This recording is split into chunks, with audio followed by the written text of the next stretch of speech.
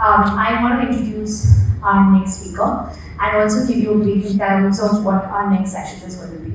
While we've had a brand, who's existed with us for 4.5 years, as Sahil and Pushpendra were keen enough to sort of give us insights on. We also have had an agency partner who's existed with us for a long time, not just the agency, but Vishal himself. So we have Vishal Sharma, who's the founder and CEO of NuvoRetail. He's there on stage with us, and he's going to talk about his journey with Amazon, DSP. So Vishal, welcome. I also want to give you an insight. Vishal has actually been part of our Amazon journey for a little while, not just as somebody who's worked with brands and campaigns, but he's also existed as an ex-advisor, Amazon advisor. So he's a lot more information about what Amazon is and how do we function. So Vishal, welcome, and over to you. Thank you so much.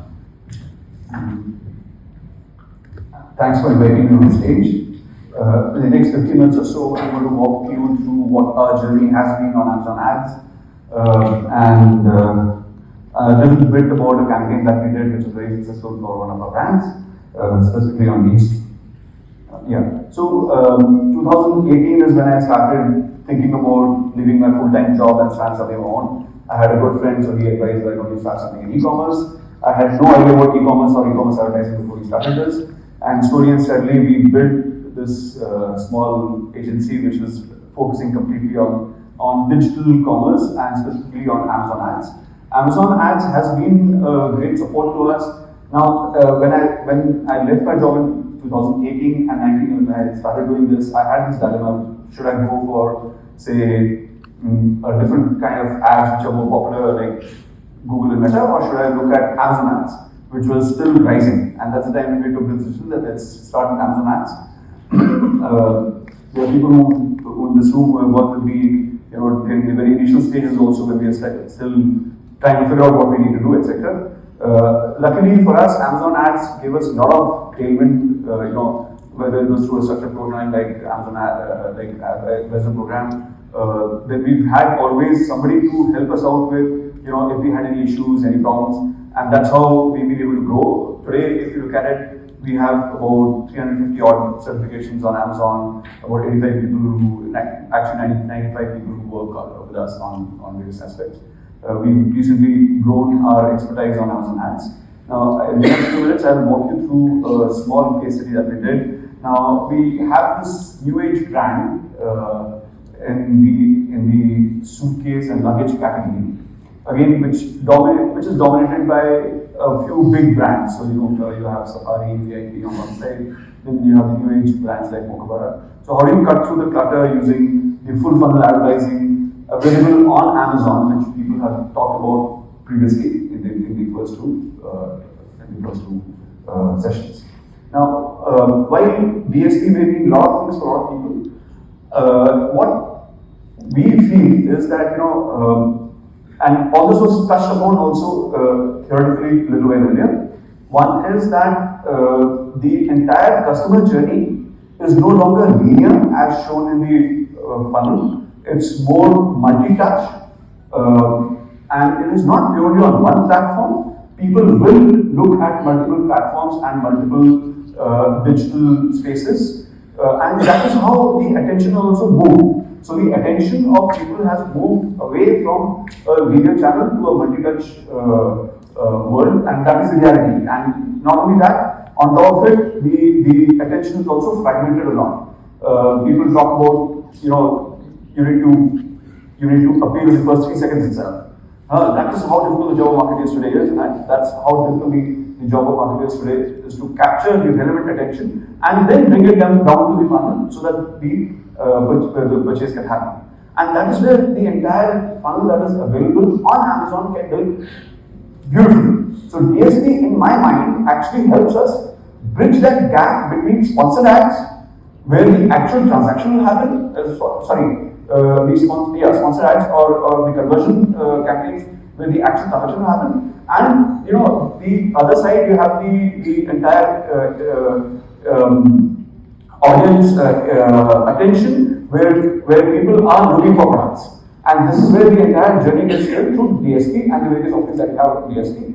I'll walk you through what we did. So here, when we sat together with the brand, we wanted to cut through the clutter over here and try to build this brand over a period of time. And thankfully for us, the brand has consistently grown a lot in the last 1 year. And then this year again, we've got very large targets for them. When we talk about targets, we don't only talk about the overall, sales targets, but these are also it's a high growth funded brand. So for them, along with sales, the overall growth and ROI also makes a lot of difference. So gone are the days when we could only talk about one aspect and forget about it.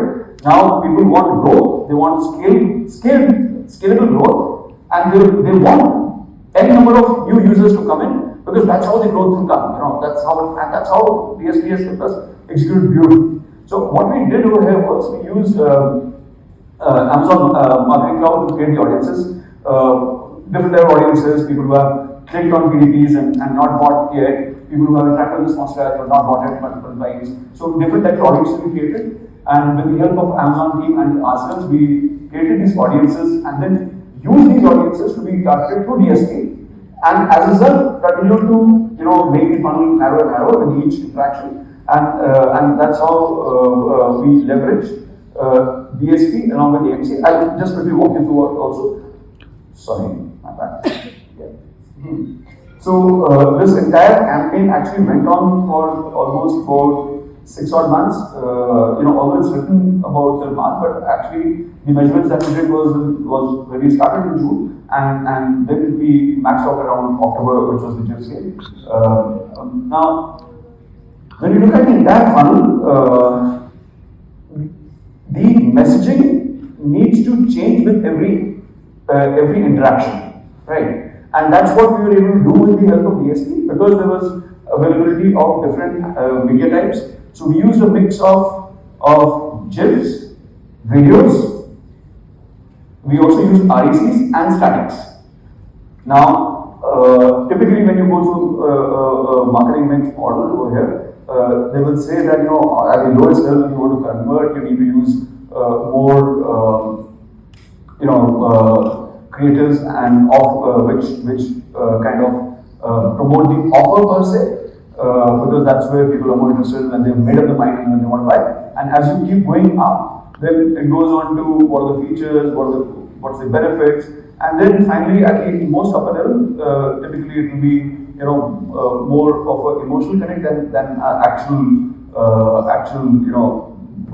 benefit oriented messaging. And that is what we were able to create very well with the brand and executed on the DSP platform, where different messaging could go at different levels. And every time the person interacted, the person did not have to see the same ad over and over again. So we reduced the number of ad exposures that the person got, and also changed the messaging as the person moved from one stage of the funnel to another. Now, what we were able to get? So we were able to get 2x the page views. We were able to get a great amount of increase in the number of searches that happened on the brand. Now, all of us know, because we do this for a living, that the more relevance of the brand is on the platform, the better conversions you will get, and the better ROI you will get. And when we started doing this with the brand was not very well known. The number of searches was less. The SFR of the highest data was also low. So that was one big thing that we had to do. We said we're going to use DSP creatively with the right messaging, with the right creators to actually increase the brand's SFR itself. And we were able to get almost 2 times the number of searches that happen on the platform. As a result, we were able to achieve a 33% reduce in cost. Now, if you look at it from a brand's perspective, typically a funded brand will look at CM2, as their baseline, and if it's a large brand, then there are different metrics. But for a high growth funded brand, they want to see what is the money that they're making after cutting all the investments. And because we were able to get increased searches and reduced CPCs, ACOS. I come to CPC also just reduced ACOS. We were able to justify increased investments on DSP and SPO. That way. So then, as far as the SFR, the top SFR of the brand goes, when we started the campaign, it was around 20,000. When we were running the campaign at its peak, it had reached almost 4,000. Now, everybody knows that 4,000, if that is the brand SFR, then automatically there are a number of searches that are coming, there are a number of ad properties that will come up on the sponsor side, and as many impressions organically also. So that had a very good flywheel effect on how DSP was able to help us improve the brand saliency on the platform, increase the brand core SFR, increase the brand searches, thereby reducing the ACOS as well as increasing the organic sale. So another big thing is, if you want to look at the complete sale, and the complete investment which is required to do that sale, if we are able to show a brand month on month how the organic sale is also improving, that also is a good indication of how well the brand is being perceived on the platform. And that we will be able to achieve purely by using AMC plus DSP, AMC plus DSP plus smart tabs. Now, in this category, since this is luggage, it is a high involvement and a low repeat rate category. So we had to reach out to newer audiences because once we buy a suitcase, we are not going to buy a suitcase every year. That's how the pattern is.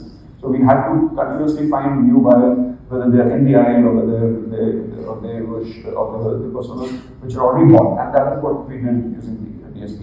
And then a 38% drop in CPC also we were able to see. Now, as a result, the brand has continued to invest more and more. This year we have started targets, we have more investments coming on. Broadly, what we did is what I have shown over here. We first shifted the advertising from their search ads, which they were running on to the Sales Central, to the Amazon ads portal, which was one journey that we had to undertake. Then after that, we started launching the DSP campaigns. We analyzed the data using AMC. We got the access for AMC also last year, around October also. That's when we got the one. Then we created audiences. Using AMC custom audiences to create to target the relevant people, and then continuously analyze the data. So this is a complete cycle which goes on and on. So every week or 15 days, we analyze how the campaigns are going, how each audience is moving, which are the audiences which are working well for us, which are audiences which are not working well for us. Continuously use this to identify new audiences also on a periodic basis, because ultimately we need to balance out the spends that we use to kind of prospect and convert. So that's how we've been doing this, and I think that's the end of my. Yeah. So that's basically what we did. The results were very well received by the brand, and they were very happy with the way all this was executed. Yes.